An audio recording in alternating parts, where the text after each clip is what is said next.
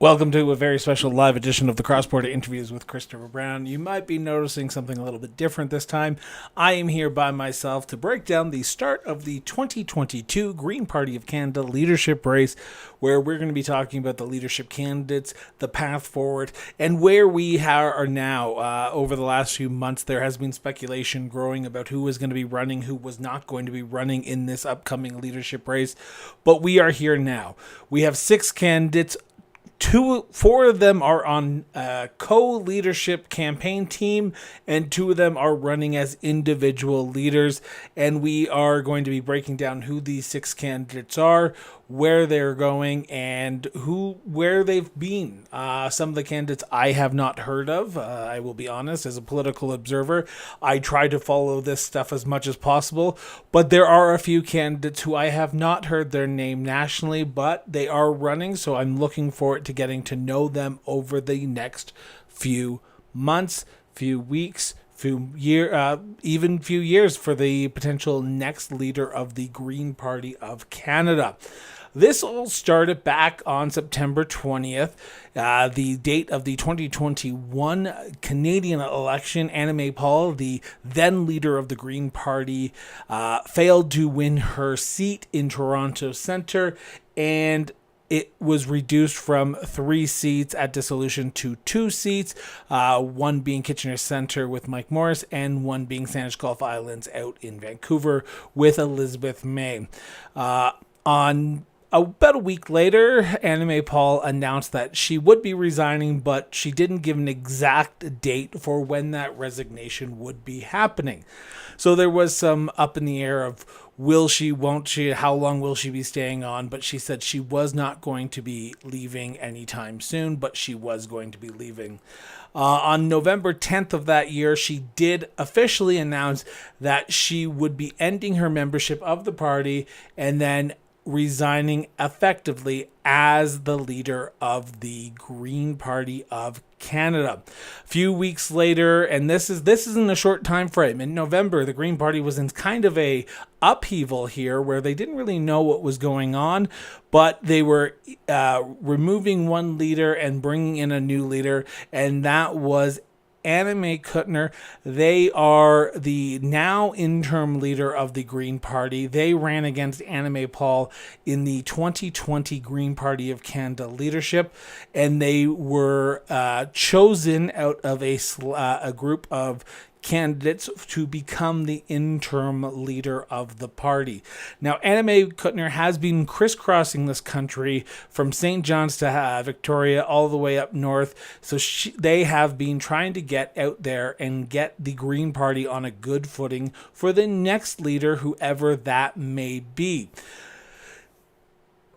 In the constitution of the Green Party, they have to have a leadership race after by a certain date after the previous leader had stepped down. In this case, it had to happen before November.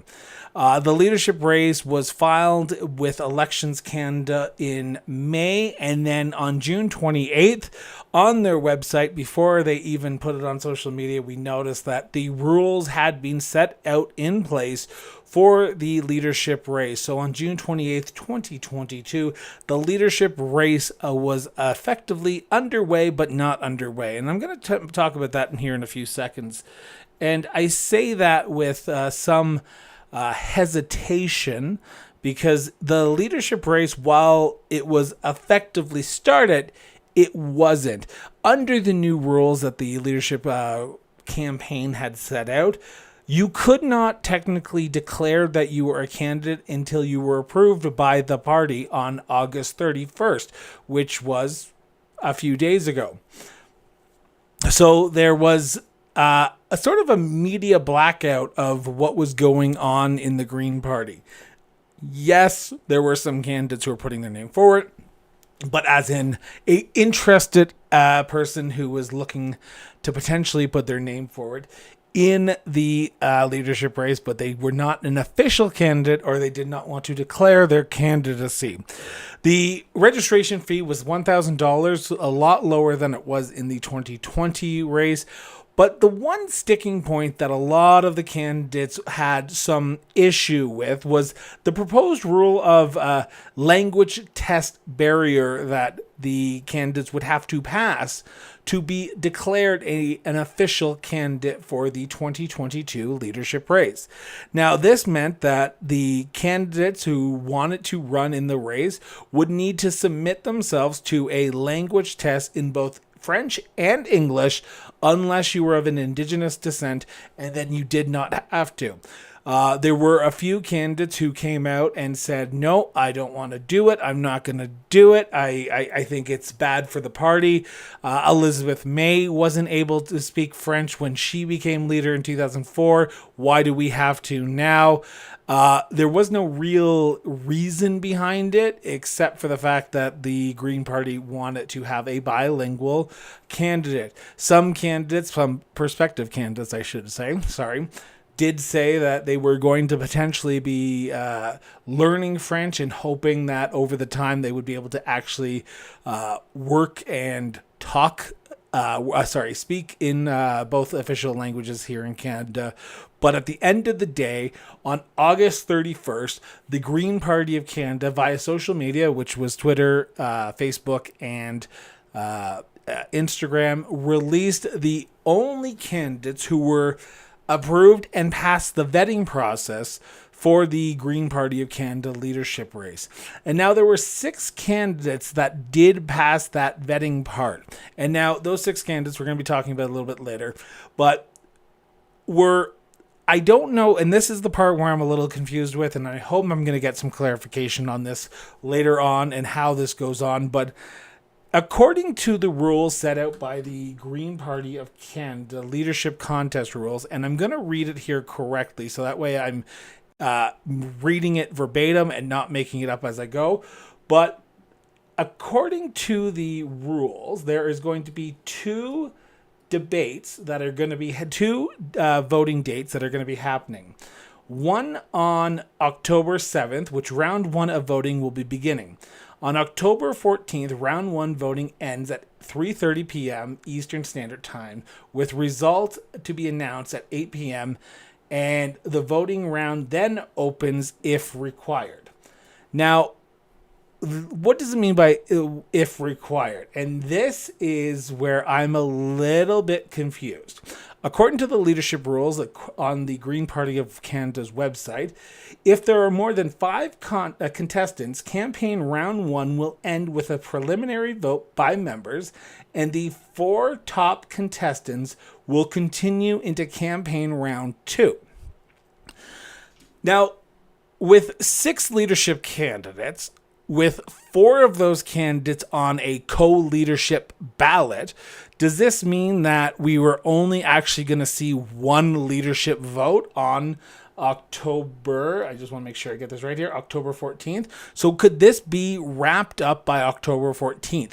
Or are all these 6 candidates, because under the constitution of the Green Party, there is no co-leadership appointment, they would have to change that if elected. Would these 4 candidates then be reduced, or these 6 candidates be reduced down to 4 candidates in some sense here? Or how is this going to work? So I have reached out to the Green Party of Canada communications team. I'm hoping to hear back from them to figure out what this means. Are they running as individual candidates? Are they running as a team on the ballot for October 7th when members start getting their ballots? Will it have the 2 pairs on one line? Will they be separate lines? I don't know. So I'm looking forward to a little bit of a digest on that and trying to get to the nitty gritty of what's actually going to be going on. Now, if for transparency's sake, if the 6 candidates are running on their own and 4 of them move on to the next round, because if there's 5, only the top 4 will go on. If the 4 of them do go on, then the second round of this leadership race will begin. And now the deadline to become a member to vote in that second vote is October 19th. So the deadline will be October 19th, with 1 month later, on November 19th, a second and final round of voting ends at 3:30 p.m. Eastern Standard Time, with the results expected to be announced at 8 p.m. Eastern Standard Time.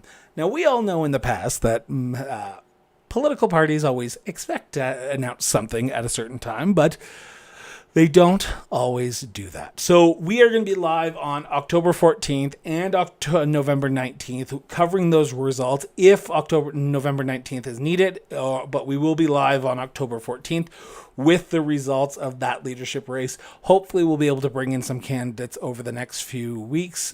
We have some confirmations from 3 out of the, I guess I can say 3 out of the 4 campaigns. I don't want to say leadership candidates because I've got confirmation of 4 out of the 6 leadership candidates.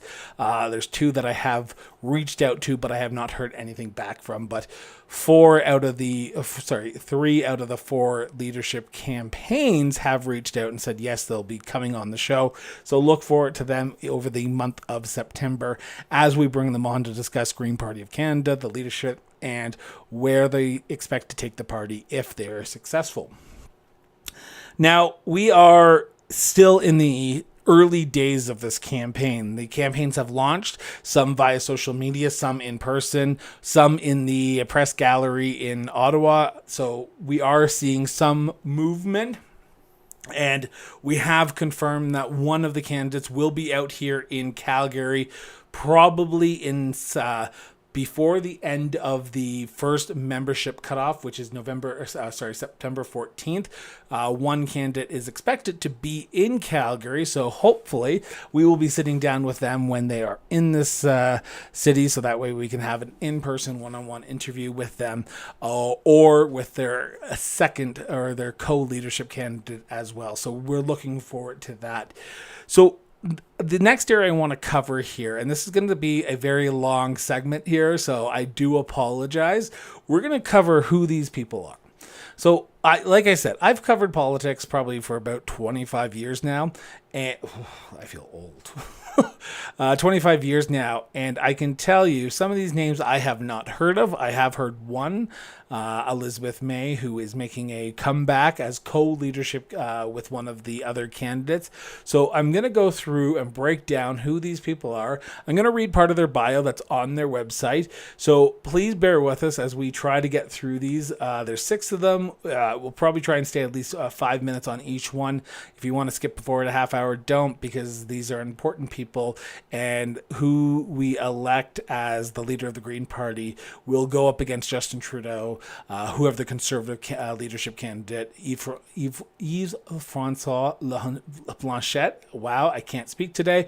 And Jagmeet Singh of the NDP. So we're going to break these down into 5-minute segments for each one. I'll read a bit of a bio from them, talk a little bit who they are, and we'll go from there. So with that, I want to start off with Sarah Gabrielle Barron. Now, I'm just going to make sure that you know I am reading this from the official Green Party of Canada leadership website. This is their bio. Sarah Gabrielle Barron is a teacher, businesswoman, and a writer from Manitoulin Island, Ontario. She uses the pronouns she, her. Sarah holds a BA in Politics and Indigenous Studies from Trent University, and her Bachelor of Education was attained through the Indigenous Teachers Education Program in I apologize, I don't know that name, and Queen's University. She teaches all grades from kindergarten to adult with specialization in Indigenous Studies, co-op education, and special education. Sarah's political activities have always been housed with the Green Party of Canada family. She ran in 2006 and started an EDA that year, and continues to act as the official agent for the federal Green candidates and financial agent for the provincial Green candidates in Ontario. Sarah advocates for the arts, for Indigenous-led self-government evolutions, for protection of minority rights, for society development, and honors the realities of climate change that future generations will endure. Now, I tried to do a little bit of research, and I came across kind of a fun tidbit about Sarah that I didn't know. So Sarah is a teacher, and she ran in the riding as a candidate in Algoma, Manitoulin, Kapuskaskin in 2006, and then as an independent for Durham in 2021. So she ran against Aaron O'Toole in the riding of Durham. Now, for anyone who's listened to the show before, you know that Durham holds a kind of a special place for me because it's my old home riding. Now I live in Calgary, Skyview, but I come from Newcastle, Ontario, which was under Clarington, Uxbridge, Scugog, moved into Durham, and then got separated into Northumberland, Peterborough South. So I kind of have a very weird connection with Sarah. I'm looking forward to having her on the show. I've reached out to her campaign. Her campaign has said yes, we'll come on the show. I'm looking forward to that. I'm looking forward to sitting down with her because during her leadership launch, she talked about nuclear proliferation and uranium. So with Durham being one of the largest nuclear areas in Canada with Darlington Nuclear Power Station and Pickering Power Station, it's going to be interesting to hear what she has to say about getting us off that.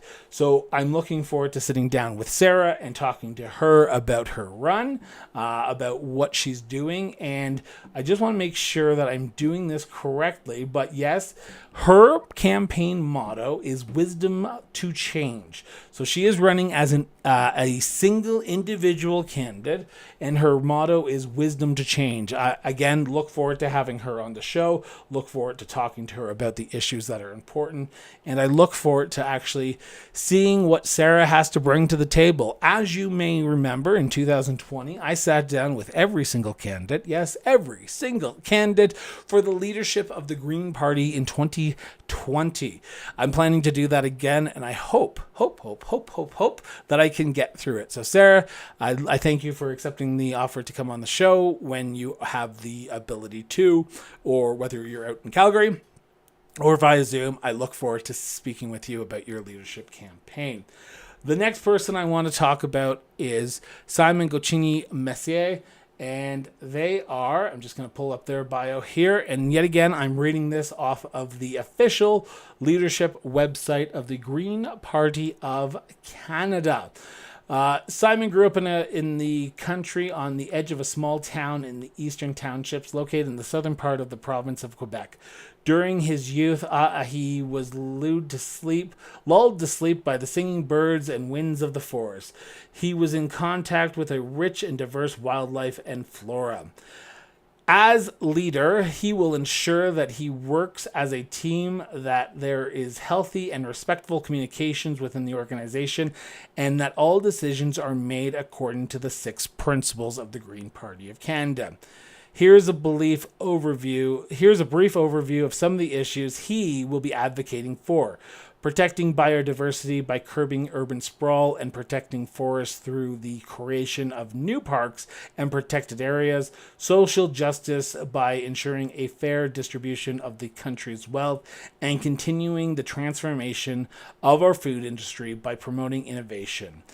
He does have a website, and I will be posting their websites in the show notes later on. So if you want, you can head over to their websites, and highly recommend that you actually check them out. Now, as I said beforehand, I've tried to do as much research as possible on these candidates, and they are in depth. I thank everyone who's helped me out and who's able to point me in the direction that is correct. But Simon was a candidate in the last federal election in 2021 in the riding of Hull-Almer, which is in Quebec. So he is a former candidate as well, like Sarah. So Simon, I have not heard back from Simon. This is one candidate that I have not heard back from. So I'm hoping over the next few weeks he will either get back to me or reach out to the show to get him on to talk about his leadership race, what he expects to do as leader, and what his vision for Canada is. Because at the end of the day, as the host of the show, I try to inform you as much as possible and give you the ability to make your own decisions. I'm not here to tell you who to vote for or what to vote for. I'm just here to give you the decisions and the information that hopefully, at the end of the day, will make you a better person and make you more informed on the issues that are pertaining to Canada and the world as a whole. The next candidates I want to say that I'm going to be talking about here, and there's two for this one. One that most people will already know, and one who probably not a lot of people know outside of the Green Party circles and in downtown Quebec. And that is Jonathan Pedant and Elizabeth May, our first of two co-leadership teams that are running for the next leadership of the Green Party of Canada. Now, as I said beforehand, under the current constitution of the Green Party, they require one leadership candidate. Now, they have said that if elected, they will try to change the constitution of the Green Party so that way two co-leadership candidates or two leaders can serve at the same time. Now, I'm just going to make sure I pull this up. For Jonathan, according to, yet again, the Green Party of Canada leadership website, Jonathan is an organized thinker who seeks impact in everything he does. He believes the Green Party of Canada is the only party that has shown the moral courage and strength needed to face the coming crisis. But he believes the party too needs to get its act together and project itself as a credible alternative it is. Together with Elizabeth May, he is asking the membership for a mandate to empower the Green Party of Canada to implement the changes Canadians from coast to coast to coast need. It is, after all, our shared responsibility. And now, I don't really need to explain who Elizabeth May is because I'm pretty sure anyone who has not been living under a stone for the last 10 years in Canadian politics probably knows who she is. She is the former leader of the Green Party of Canada from 2004 to 2019, resigning and then letting Anna May Paul run. But she is back and she is running to be the co-leader. And according to her bio, Elizabeth was the first Canadian environmentalist to identify how environmental racism caused marginalized people to be exposed to unacceptable threats to their health. Elizabeth used her legal training and resources to assist Indigenous people in Canada and around the world. Canada and the world are failing to live up to their responsibilities towards future generation. Elizabeth is dedicating herself once again to ensure her grandkids inherit a livable futures. Always deeply committed to the Green Movement, she now asks members for their renewed trust to give Canadians the credible, actionable alternative that they deserve. Well, so here we go. Now, I'm going to be a little bit of a spoiler here, and I'm going to say Elizabeth May, love her or hate her, and I've reached out to some Green Party Canada former members, former candidates, and I've asked them their thoughts on Elizabeth May, and they've all given me a wide range of backgrounds, whether that be if Elizabeth runs, it's going to clear the field from all the other candidates. If Elizabeth runs, she's not going to win because not a lot of people like her after what happened with Anna May Paul. But I don't know. Again, I have no skin in the game. I'm not a member of the Green Party. I once was, as I was a member of every single party almost. I think the only party that I ever wasn't a member of was the Bloc Québécois. So sorry, you didn't get my $10 block. But, and the reason I did that, just for everyone's transparency, is because if you sign up for a member, you get invited to all the events so you know exactly where all the politicians are going to be. Now, Jonathan and Elizabeth are running as one of the two co-leadership campaigns.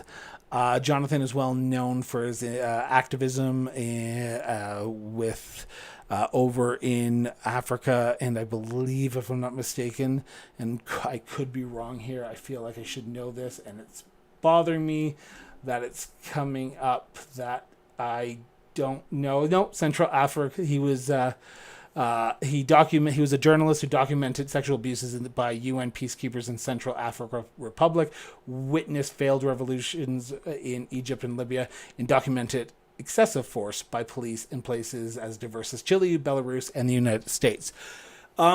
Jonathan is being heralded as the fresh face of the party. He is, I'm expecting to be a serious candidate and a well-received candidate. I know some members of the Green Party of Alberta and the Green Party of Canada here in Calgary and Alberta have already started endorsing him and effectively Elizabeth May to be the next leader of the party. So I'm expecting them to be the potential frontrunners. I'm not saying they are, but they're probably going to be a little bit on the frontrunners' perspective. Jonathan has agreed to come on the show. He agreed to come on the show in August when I reached out to all these candidates before they actually got approved. Now, will they come onto the show? I don't know. I'm hoping Jonathan and Elizabeth both come sit down. I have had a tremendous time trying to get Elizabeth May to come on the show. I've reached out to her campaign team. I've reached out to her executive assistant. I've reached out to everyone under the bus to get Elizabeth May on the show. So if we do get Elizabeth May on the show, that's great. If we don't, understandable. But Jonathan, the invite still stays open if you want to come and enjoy yourself and have a good chat about what you are pledging for the Green Party of Canada, where you expect to take the Green Party of Canada. I'm happy to have that conversation with you. The last team that I want to talk about here, and I just want to get this up here, and it's another joint team, one from Quebec and one from PEI, and that is Chad Walcott and Anna Keenan. I apologize if I pronounced your last name wrong, Anna. I do apologize immensely. Again, by the biography on the Green Party of Canada website, Anna is a professional community organizer with 15 years of international campaigning experience. Born in Australia. I just want to take a moment here for a second. I think everyone was kind of shocked when they heard Anna speak in her campaign launch video with Chad. I think there was a few comments of, I was shocked that she was Australian. But she is. She was born and raised in Australia. Born in Australia, Anna graduated from the University of Queensland in 2007 with degrees in physics and economics. Anna first encountered climate change through her scientific studies, but a placement at the U.S. Capitol helped her discover her political calling. As a climate and energy campaigner with Greenpeace International in Europe, Anna served on campaign teams that shifted energy policies in the global IT sector and that focused on policies for rapidly upscaling renewable energy. Anna is also a dancer, a stilt walker, which I saw some of her videos and it's kind of amazing, a ukulele player, and a mom. Her family shares their productive 90-acre property with one other family. Anna also was drawn to the Green Party as it reflects her values like inclusion, ambitious climate action, democratic participation, and the health in our local communities. And now Chad, who is running with Anna on a joint leadership campaign, is a community engagement expert with 10 years of experience in political and social development. Throughout his career, he has developed and overseen several successful social impact and economic development campaigns that have been lasting positive impacts. A Montreal native, Chad earned a bachelor's in political science from Concordia University. While at Concordia, Chad developed his mobilization and government skills through his involvement with student government as vice president of external affairs at the Concordia Student Union. He believes the role of the Green Party of Canada leader is to embody and promote green values. As leader, Chad hopes to position the party as a resource for building community leaders. By leading by example, Chad hopes to bring productive cultural change to the Green Party of Canada and to the Canadian politics as a whole by fostering a sense of inclusion and mutual respect between communities and political parties. Now, as I've said in the past, Chad ran as a provincial party candidate for the Green Party in the 2018 Quebec election in the riding of Notre-Dame-de-Grâce, and Anna Keenan ran in Maple-Lac in 2019 and 2021 in Prince Edward Island. So Anna and Chad are both running, and we will see where that goes. So, here we are.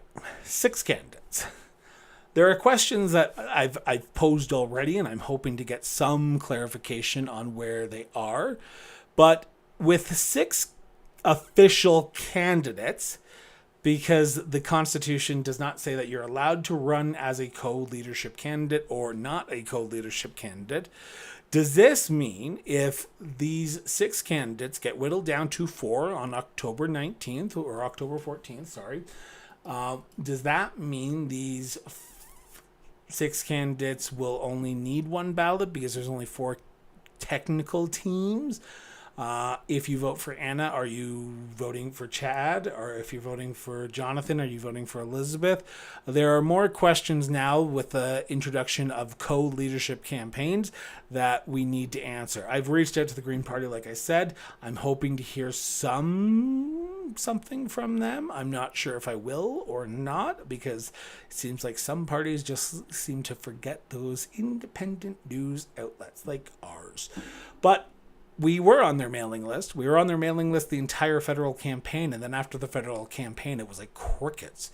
But I can't really say anything. As anyone who will know, I was the former Liberal candidate up in Peace River, Westlock, and talk about crickets.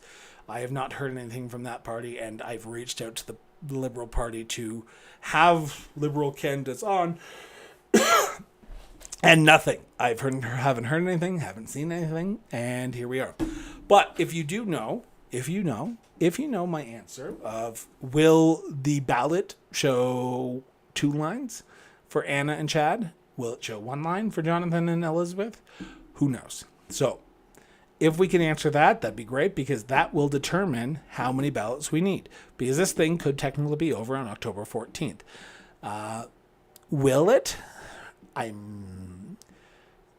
If they want to gain some media outside of the Conservative Party of Canada, then I would highly recommend going to a second ballot, because most people are actually paying attention to politics now, and over the summer you lost a lot of support by not allowing candidates to go out and campaign and sign up memberships. But that's just my personal opinion. I'm looking forward to sitting down with some of these candidates. As I said, I'm hoping all. As I said before, Simon, if you're listening, if you're watching this later on, happy to have you on the show. We would love to have a confirmation that we can do this live with you. And then Jonathan and Elizabeth May, we have confirmed Jonathan. If Elizabeth May would love to join Jonathan, that'd be greatly appreciated. Maybe they'll be able to answer some of these questions that we have about how this leadership ballot is going to look. But I thank you. I know I expect it to go into this a lot more details, a lot more information.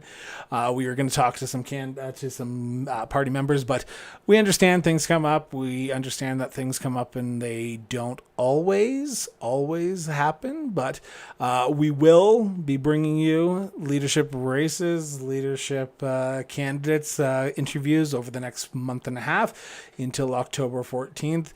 We will be bringing you as much as possible that we can. We look forward to sitting down with these candidates like we did in 2020 and talking to them about who they are, why they're running, and always their duty to serve. So I know this is probably a lot shorter than you're usually used to with me, but here we are. I want to thank you all for tuning in. I want to thank everyone who's watching this later on. If you are watching this later on, hit the subscribe button, hit the like button, do all the things that you need to do. This is not going out on the the podcast platform. This is a YouTube exclusive. That's right. September, we're going to start doing some of those. So that way people actually subscribe to this and we can potentially start monetizing our YouTube channel. So if you haven't already, please hit the subscribe button. It helps us go a long way. Share it with people that you follow. Tell them to subscribe to the show. It does help us go along. It does help the show grow and helps me become a better speaker. So that way when I do this more often, I'm not umming and ahhing the whole time. So with that, I want to thank everyone for watching this, for doing what you always do and make my life so much better. As I say in all my interviews, and this is no exception, get out from behind that social media page. Drop the phone, drop the computer, or don't drop the computer, but walk away from the computer and go talk to somebody. Go have a conversation with somebody for 5 to 10 minutes. Go to have a conversation with someone you may not agree with completely. As it does help our society be better, it helps our democracy, and it helps us as a people be better. So with that, have yourself an excellent day, and remember, everyone, keep talking.